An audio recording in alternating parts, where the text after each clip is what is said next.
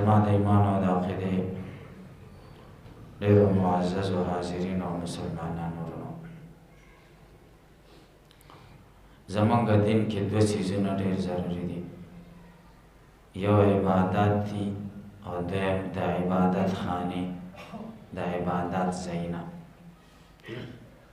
ځکه د عبادت زمونږ اکثر اجتماعي دي. اجتماعي دا معنا چې په شریکه کېږي. کوم عبادت چې شریکه کېږي هغې ته عبادت خانې ضروري. نو زمونږ دین کې د عبادتو سره د عبادت خانو لوی اهمیت دی. الله تعالی چې څومره دینونه څومره پیغمبران را لېږلي دي هغوی په ذمه عبادات ایښي او د هغوی دپاره د اجتماعیت او د یو ځایوالي مراکز قایم کړي دي. په مخ د ځمکه الله تعالی انسانیت چې کله هم آباد کړی او دا ځمکه خدای پیدا کړی، نو د انسانیت دپاره د ټولو نه اول عبادت خانه هغه بیت الله دی، مسجد حرام، کعبه. ټولو پیغمبرانو د عبادت ځای او په ټولو انسانانو کې د ټولو انسانانو دپاره د ټولو نه مخکې عبادت خانه. قرآن کریم دا منظر بیانوي. الله وی ان اول بیت وضع للناس للذی ببکه. اول کور چې خدای د عبادت دپاره د ځمکې په مخ قایم کړی هغه کور دی چې کوم په مکه کې دی. بیا د دې کور صفتونه ذکر کړي. یو صفت پکې دا دی چې هدا د انسانیت دپاره د لارې ښودلو مرکز دی. د لارې ښودلو مرکز څنګه دی؟ که چېرې بیت الله نه وی او الله تعالی او دین زمونږ په ذمه د ایښی و چې کوم طرف ته خوښه وي هغه طرف ته لمونځ کوئ. چا به یو طرف ته کو، چا به بل طرف ته کو. یو لمونځ به یو به ویل زه دې طرف ته کوم، په یو مانځه کې به په یو جومات کې په یوه جمع کې په یو صف کې د چا به یو طرف ته مخ و، د چا به بل طرف ته مخ. الله تعالی دا د توحید مرکز د امت مسلمه د اتفاق دپاره پیدا کړی چې څوک څنګه عبادت کوي. طریقې به بدلي خدا دی چې مرکزیت به یې وي، طرف به یې وي، جهت به یې وي، اتفاق به یې وي. ځکه هدا دا د هدایت مرکز دی، د ټولو خلکو د لارې ښودنو یو مرکز دی. دویم د دې کعبې سره مسجد حرام دی. په ټوله دنیا کې چې څومره عبادت خانې دي په هغې عبادت خانو کې د مسلمانانو جوماتونه او عبادت خانې زیاتې دي. الحمدلله.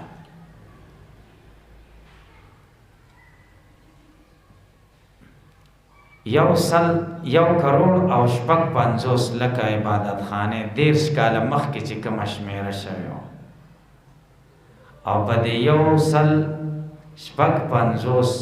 1 کروڑ او 55 لکه عبادت خانو کې 1 کروڑ او 2 لکه جوماتونه دي د مسلمانانو.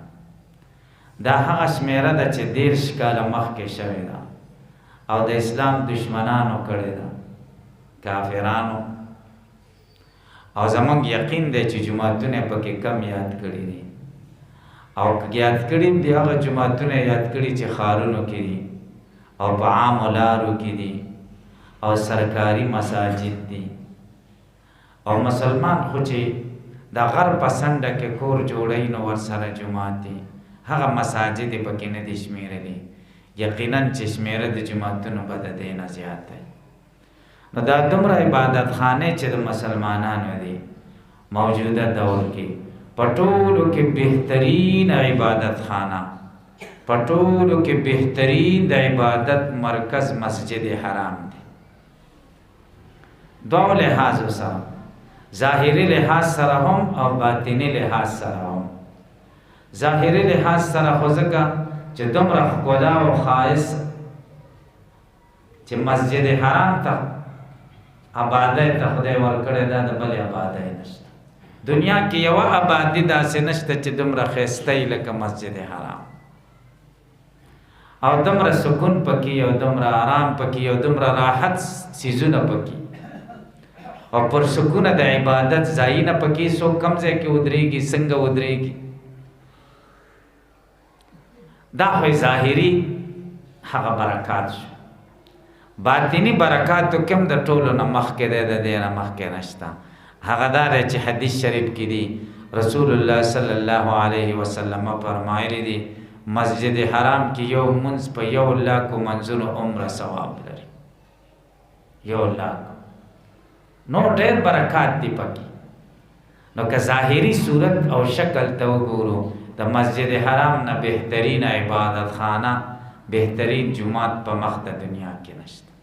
او باطنی برکات خو ډېر دي. یو پکې دا ده چې یو منځ پکې په 1,00,000 دی، نور ځایونو کې دا برکت نشته. مسجد نبوي کې یو منځ 50,000 او یو حدیث کې یو زر راغلی، او بیت المقدس کې هم یو منځ په 50,000.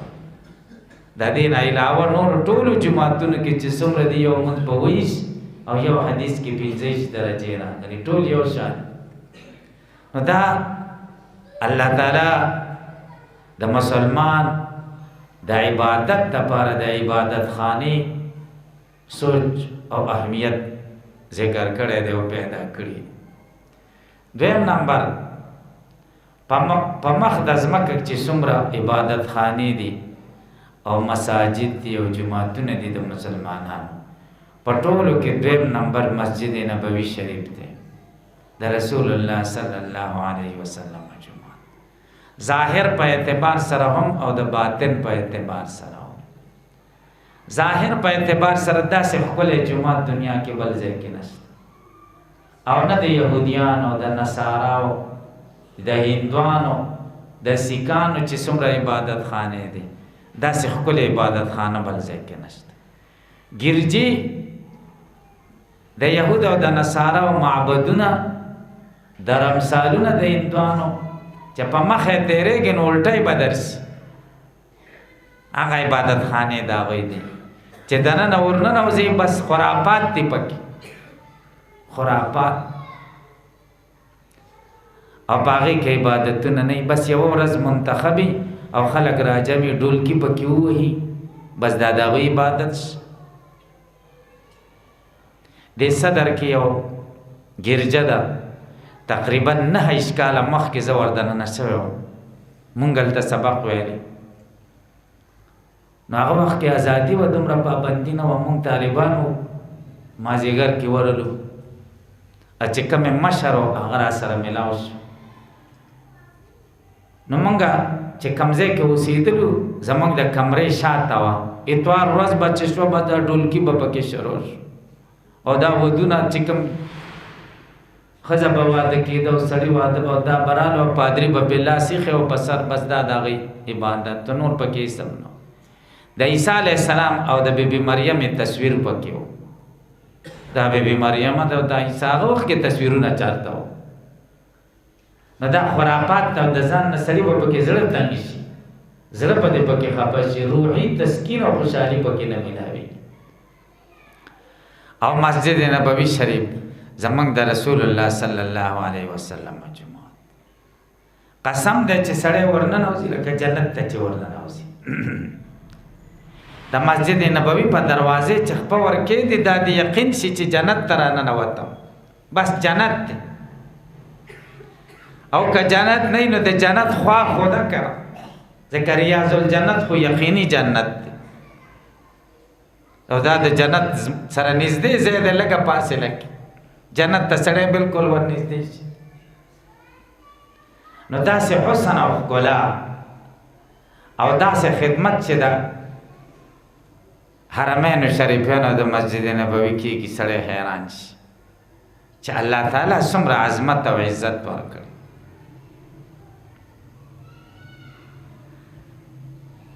دا په ظاهري خایس دی. رسول الله صلی الله علیه وسلم چې مکه مکرمه نه لاړ، مدینه منوره خپل مقام لاله نه رسیدل، قباء مقام ته ورسید. کلثوم ابن حدم د هغه سره ملمش د هغه په کور کې څو ورځې اولې د مسجد قباء بنیاد کې خو رسول الله صلی الله علیه وسلم خپل ګټه کې هو دی ګټه او ګټه تر حرې ګټه ورته وي هغه سوي شانې ګټه کودنی په شانې توري توري کړي ګټه هغه الته هغه نه باران خرابای نه د وخت په تیرېدو زوی پکېږي نه را ورځيږي د مدینه منورې اکثر آبادی بداغینا. نو رسول الله صلی الله علیه وسلم د قباء بنیاد کې خو قباء نه چې را روان شو لاره کې د جمعې مانځه ټیم راغی. جمعې مونځ په یو میدان وکړو، بنو سلمه علاقه ده، هغې میدان کې اوس جومات جوړ دی، مسجد جمعه ورته وایي. رسول الله صلی الله علیه وسلم چې کله راورسېد خپل مقام ته، د ابو ایوب انصاری رضی الله تعالی عنہ په کور کې مقیم شو، بستر او سامان دلته وغورځېد. بس فوراً سوچ د عبادت خانه او چې مسلمانانو ته د اجتماعیت یو مرکز جوړ کو. میدان و د ابو ایوب انصاری د کور مخې ته اوس چې کوم جومات جوړ دی، باب السلام ته مخامخ چې کومې چترۍ لګېدلې دي بهر، دقلته د ابو ایوب انصاري کور او مخې له دا میدان و خلکو به پکې کجورې را جمع کولې او صفا کولې، بیا کجورو صفایي به پکې کوله. نو رسول الله صلی الله علیه وسلم فرمایل دا د چا دی؟ صحابه ورته دا زما یتیمانان وریرونه دي، دوه د هغوی دي. وایي دا به مونږ را خرڅ کړه. وایي قربان داسې به یې درکوی نه، داسې نه، قیمت یې کړه، قیمت یې کړه.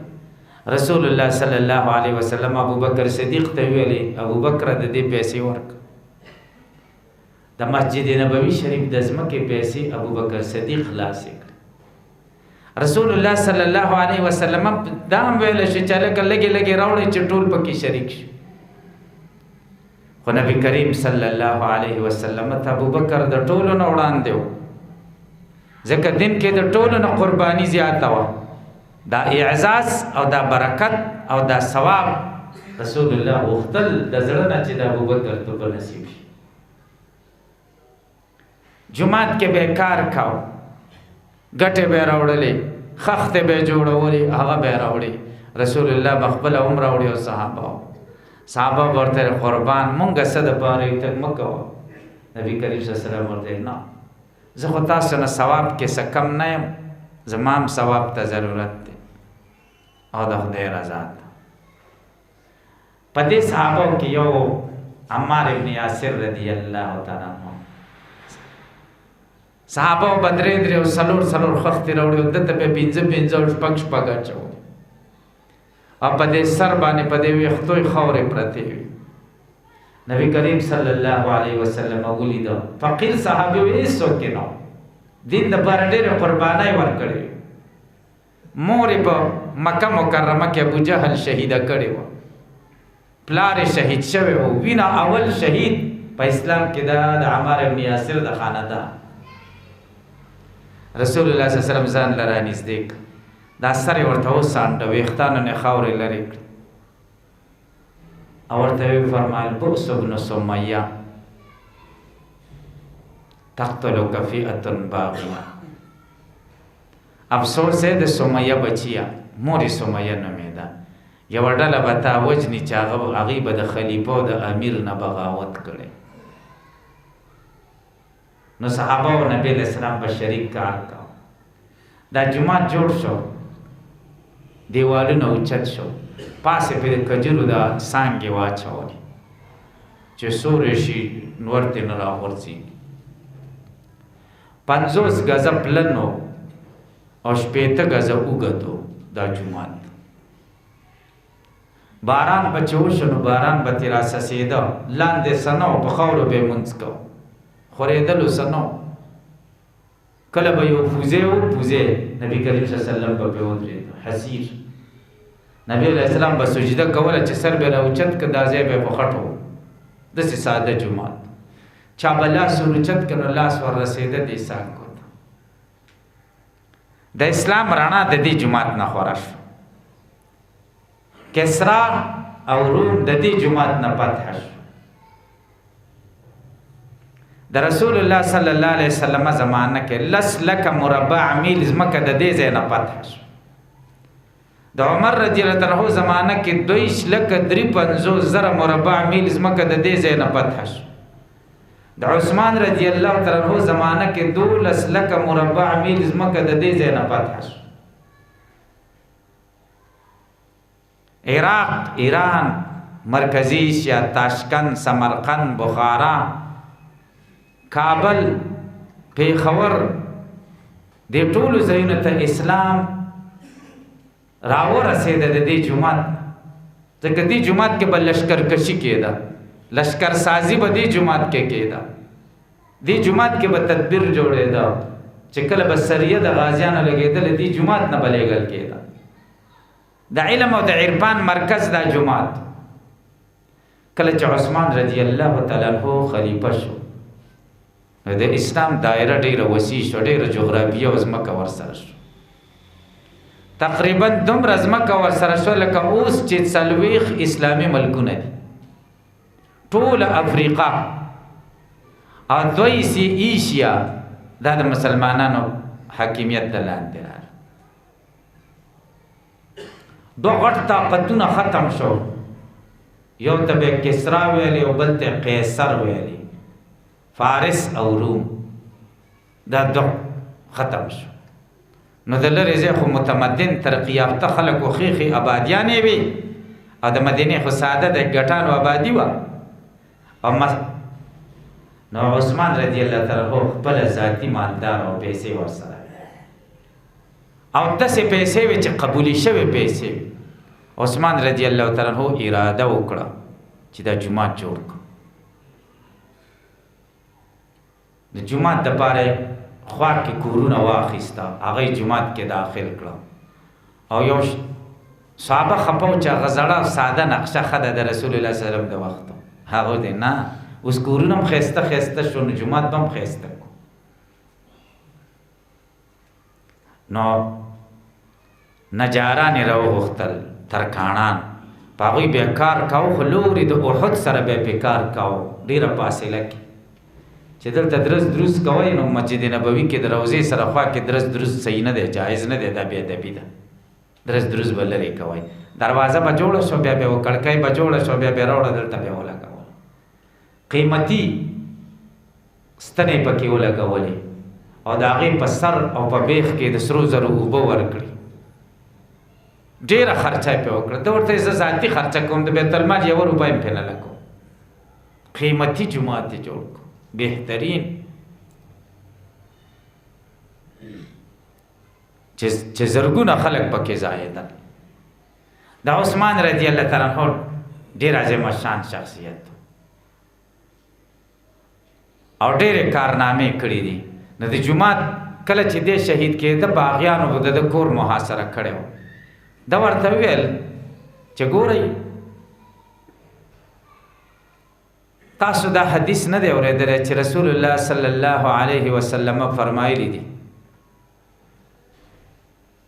چې جومات توسعه او پراخي کوم، چا چې پکې پیسې ورکړې فله الجنه، هغه دپاره به جنت دي. نو ټولو نه پکې زیاتې پیسې ما ورکړې. هغوی ورته ویل موږ دا حدیث اورېدلی، نو تاسو ولې جومات ته ما نه پرېږدئ؟ د عثمان رضی الله تعالی عنہ یو باغ دی، ګورئ قبول مال چې یو د خدای خوښ مال او د صحابه هغه داسې مالي. تاسو او موږ چې یو په دې عصر کې چې کوم خلکو سره پیسې دي او مال دی، هغه صرف د دې مال نگرانان دي، ساتي او بله ورځ مړی بچي پې بیا مزې کوي، ځان له پکې هېڅ پیدا ونه کړي، د مرګ نه وروسته هېڅ خیر خور نه شي. اوس 14,500 کاله 1440 کاله وشو، یو سړي ما ته یو هوټل راوښوده هلته ډېر وخت تېر کړی. زمونږ د مدرسې طالب العلم و، هلته سبق وایي. ما ته یې هوټل راوښوده، په هغې هوټل لیکلي وو فندوق عثمان ابن عفان رضی الله تعالی عنه. د عثمان ابن عفان رضی الله عنه وقف هوټل یو ډېر اوچت و او ډېر غټ و. نو هغه وویلې چې د دې چې څومره آمدني ده، دا هوټل په څه جوړ شوی؟ د عثمان رضی الله عنه په باغ جوړ شوی. د عثمان رضی الله تعالی عنه باغ اوس هم موجود دی. د هغې نه چې څومره پیسې را جمع شوي په هغې دا هوټل جوړ شوی. د دې هوټل چې څومره کرایي ده، څومره آمدني ده، هغه په مسجد نبوي اوس هم لګېږي. خو د مسجد نبوي دوه قسمه ضروریات دي، یو براه راست دی او یو بالواسطه. براه راست دا معنا چې قالین پکې واچوه، بل پې جوړ کا، اوبو سیسټم یې وکړه، د منځګزارو دپاره نور سهولیات پیدا کا. دا براه راست خدمتونه دي. او بالواسطه خدمتونه دا چې خادمانو لی ورکه، په خادمانو یې ولګوه، په آبادۍ ولګوه وغیره. وایي د سعودي حکومت دا فیصله کړې ده چې د عثمان رضی الله عنه دا هوټل چې کوم دی او د ده مال دا به د مسجد نبوي په هغه خرچه کې لګېږي چې کوم براه راست دي. امامانو تنخوا د هغې نه نه ده، د خادمانو تنخوا د هغې نه نه ده، بلکې صرف او صرف یو څیز بیلونه چې څومره بیل راځي هغه به دې جمع کېږي. هغه ملګري ویل یو غټ عالم یې یاد کړه، وایي هغه یو کال راغلی او ما ته ویل چې دا معلومات راته وکړه چې دا بیلونه د چا په نوم دي. چې ما اورېدلي چې مسجد نبوي بیلونه اوس هم د عثمان رضی الله عنه په نوم دي. و ما یو خادم ته ویلې، هغه بیل راته وښوده، ما ته په موبایل کې تصویر وویسته، بیل د عثمان رضی الله عنه په نوم اوس هم راځي د جومات. دې ته وایي قبول شوی مال، او دې ته وایي هغه مال چې خدای ته خوښي. نعم المال الصالح للرجل الصالح. ښایسته مال هغه دی چې د نیک سړي سره. نو عثمان رضی الله عنه جومات آباد که او داسې جوړ که چې زرګونه خلک پکې ځایېدل. اوس الحمدلله اول نمبر مسجد حرام دی، دویم نمبر مسجد نبوي دی، لکونه خلک پکې ځایېږي. دریم نمبر د برکاتو په لحاظ سره بیت المقدس دی چې یهودو قبضه کې دی. الله دې د مسلمانانو قبضه کې راوړي. دا درې جوماتونه د ټولو نه بهترین جوماتونه دي. او د دین علاوه غټ غټ مساجد دی دنیا کې شته، غټ غټ، خو د ثواب په لحاظ باندې ټول یو شان دي. یو منځ یو حدیث کې 25 درجې راغلی، بل حدیث کې 20 درجې، 25 یا 20 درجې. نو ګورئ د الله تعالی دو څیزونه دي، یو عبادت دی او یو عبادت خانې دي. مسلمان دپاره دا دواړه څیزونه پیدا کړي. عبادت یې هم پیدا کړي چې خدای ته پې ورنږدې شي، عبادت خانې پیدا کړي چې خدای ته به راځي، چې خدای ته به پې ورنږدې کېږي. ګورئ تاسو موږ اورېدلي حدیث شریف کې دي، رسول الله صلی الله علیه وسلم فرمایلی دي په روژه کې د جنت دروازې کولاوي. تاسو سوچو کې روژه کې منځ کوونکي د نورو نه زیات دي، په روژه کې تلاوت کوونکي د نورو نه زیات دي، او مسلمانان زور کوي چې جومات کې ډېر وخت تېر کړو، ځکه جنت دروازې کولاو دي. جنت ته به پس ځي، په عباداتو به ځي، او عبادات کم ځای کېږي؟ عبادت خانو کې کېږي. او حدیث شریف کې دي مسجد ته جنت ویل شوی دی. نبی کریم صلی الله علیه وسلم فرمایلی دي اذا مررتم بریاض الجنة فرتعوا. تاسو چې د جنت په باغچو تیریږئ نو پکې وسرېږئ. صحابه تپوسو که د جنت باغچې کوم ځای دي؟ رسول الله صلی الله علیه وسلم ورته وفرمایل المساجد، د مسلمانانو عبادت خانې دا د جنت باغچې دي. بیا صحابه تپوس کوي ومرتعو، سرل پکې څه دي چې سړی پکې وسري؟ رسول الله صلی الله علیه وسلم وفرمایل سبحان الله والحمد لله ولا اله الا الله والله اکبر. دا چې سړی وایي نو دا پکې سرېدل دي. بنده راشي او د نفلو ټیم نه وي، د صلات تحیت المسجد ټیم نه یو کینی سبحان الله والحمد لله ولا اله الا الله والله اکبر، دا څلور کلمې دي، دا ووایي نو دا تحیت المسجد ثواب یې وشو. نو الله تعالی عبادات او عبادت خانه دا انعامات پیدا کړي، او د مسلمان ته ویلي چې ته قرب نزدېکت د خدای حاصلې نه دا به په دې دوو لارو باندې حاصلېږي. الله تعالی دې موږ او تاسو ته د عبادت توفیق را نصیب کړي.